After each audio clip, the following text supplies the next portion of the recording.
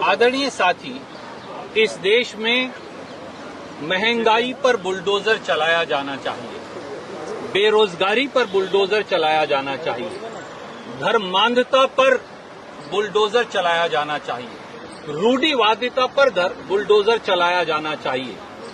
परंतु उन सब को छोड़कर बुलडोजर सत्ताधारी दल द्वारा केवल और केवल इंसानियत पर चलाया जा रहा है, भाईचारे पर चलाया जा रहा है, भाई को भाई से लड़वाने के लिए चलाया जा रहा है।